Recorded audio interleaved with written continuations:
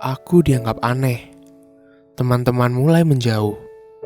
Orang tuaku, harapanku. Kuharap mereka mengerti bahwa aku hanya melihat dunia yang berbeda dengan mereka.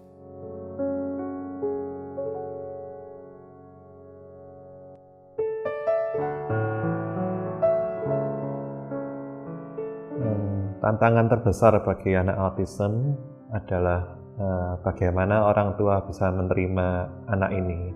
Karena bagi orang tua itu melihat anak autism itu banyak kendalanya, baik perilaku, baik cara berkomunikasi, baik bagaimana dia menyampaikan keinginannya yang berbeda dengan anak-anak normal. Dan itu menyebabkan orang tua itu cenderung menolak. Nah, cenderung menolak akibatnya si anak itu merasa bagaikan diabaikan. Nah, kalau sudah diabaikan, anak yang ditolak itu tentunya akan mengalami sesuatu yang banyak hal yang jadi hambatan bagi dia dalam pertumbuhannya. Tantangan terbesar yang dihadapi anak penyandang autis yaitu ketidakmampuan mereka di dalam merespon berkomunikasi, berinteraksi, dan perilaku, di mana mereka selalu diperhadapkan pada lingkungan yang juga tidak bisa nyambung dengan apa yang dia inginkan, dia utarakan, sehingga seringkali itu tidak menjadi komunikasi yang baik. Jadi anak-anak autis ini juga harus diberi kemampuan, dibekali untuk bisa berkomunikasi, berinteraksi, dan perilaku mereka supaya mereka bisa bergaul dengan yang lain dengan lebih baik. Ya, kalau kita pengalaman dengan Vincent, kita melihat keluarga memegang peranan penting. Dan keluarga ini terutama ada ayah, ibu, saudara, mesti ada yang terus berpegang teguh dan berkeyakinan bahwa anak ini bisa. Jadi karena dalam proses untuk mendidik anak autism ini itu sangat berat sekali. Nggak ada yang kata-kata ngomong, oh mudah atau apa. Enggak, tidak seperti membalikkan tangan. Dan perlu kerjasama satu keluarga untuk bisa mensupport dia, untuk bisa menerima dia, dan bisa mengetahui bagaimana berkomunikasi, berperilaku, dan bertindak dengan supaya dia nyambung. Bila keluarga kuat, maka dia baru bisa pergi ke masyarakat. Keluarga itu memegang peran penting. Orang tua, ayah dan ibu adalah orang yang paling mengetahui kondisi si anak ini. Jika orang tua ini lebih memahami dengan kesulitan atau gangguan yang dialami oleh anaknya, khususnya yang autis, dan segera bertindak untuk mengambil cara bagaimana menanganinya, entah itu dengan terapi atau dengan kegiatan yang lain, maka si anak ini akan bertumbuh karena sudah dibekali lebih dahulu dengan sesuatu dari orang tuanya, untuk pada akhirnya dia bisa memahami lingkungan sekitarnya. Dan lingkungan juga bisa menambahkan banyak hal kepada anak-anak ini untuk dia semakin lebih baik lagi.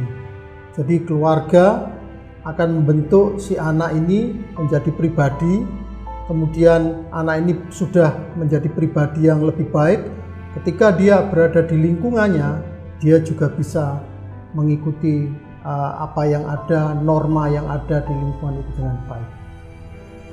Sangat penting sekali, terutama untuk pendidikan dan perlakuan yang benar terhadap anak autism. Terutama kita harus menentukan standar yang mau dicapai pada anak perkembangan antara umur 1 sampai 7 tahun. Dan standar yang kita pakai adalah standar yang dari Glenn Doman, di mana sudah ada standar bila anak mencapai standar ini, maka anak itu mempunyai kesempatan yang lebih bagus pada waktu pertumbuhan 7 sampai berikutnya. Pendidikan dan perilaku bagi anak autis itu sangat penting. Mengapa? Karena anak-anak ini bisa digambarkan seperti gelas kosong. Jika kita memasukkan sesuatu yang baik pendidikan yang baik, perilaku yang baik, itu anak akan berperilaku dan mempunyai pengetahuan yang baik juga. Jika kita memberikan yang tidak baik, juga anak itu juga melakukan yang tidak baik. Artinya bahwa kalau kita tahu bahwa pendidikan itu penting sekali diajarkan. Karena apa? Mereka, anak-anak ini tidak mampu menyaring mana yang baik dan mana yang tidak baik. Jadi dari awal pendidikan dan perilaku yang baik dengan mencontohkan itu akan selalu diikuti dengan baik dan benar oleh anak-anak. Jadi saya juga mau nambahkan lagi, kenapa harus ada standar yang jelas? Karena kita sebagai orang tua bukan berusaha sendiri juga. Ada terapis, ada guru, ada pelatihan, di mana kita harus punya standar anak umur 7 tahun dari autis mau mencapai apa. Sehingga orang tua pun bisa berkomunikasi dengan terapisnya, dengan gurunya, dengan lingkungannya, dengan cara kita mau meyakinkan diri kita dengan metode belajar apa untuk anak ini. Sehingga itulah pentingnya standar di sini.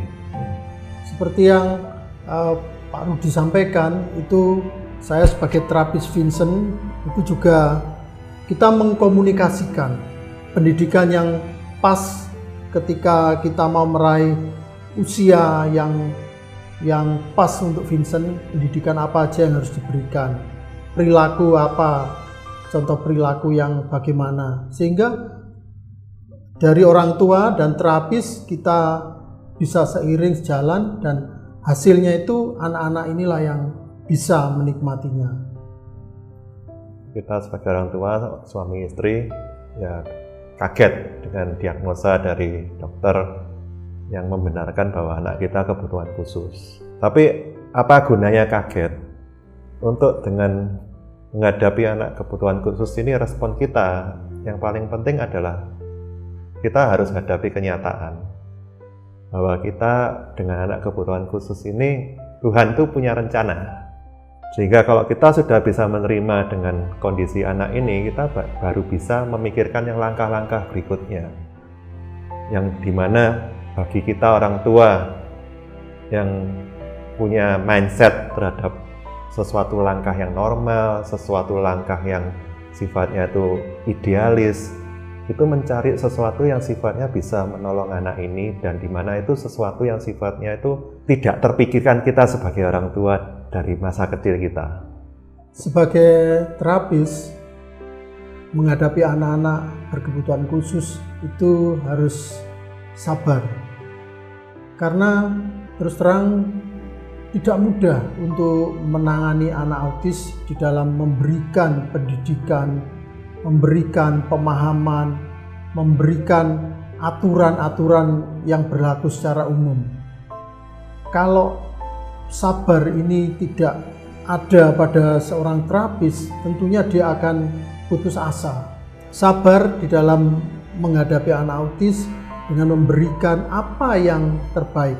Yang saya lakukan, saya melihat anak-anak autis ini bukan sebagai murid, tetapi sebagai anak. Saya membayangkan itu anak saya, ketika anak saya itu seperti itu, apa yang harus saya lakukan? Saya sepenuh hati untuk mengajarinya dan kreatif. Karena kita selalu dituntut apa yang harus dilakukan, memberikan cara atau metode yang paling mudah dipahami oleh anak-anak ini. Karena itu adalah jembatan bagi anak untuk bisa masuk. Sabar, kreatif, akhirnya bisa menolong kita untuk memberikan pendidikan yang terbaik bagi anak-anak autis.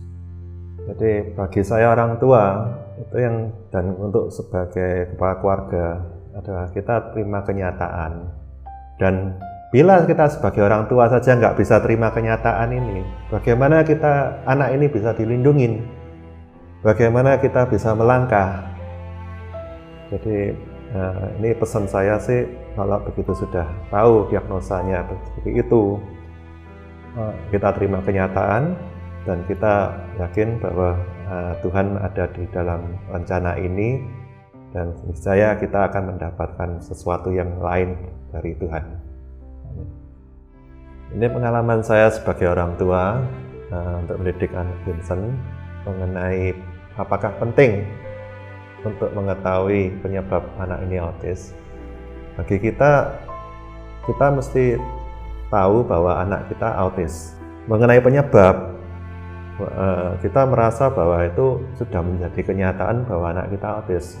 Dari penyebab itu bisa berbagai macam dan semua itu tidak bisa dibuktikan 100%.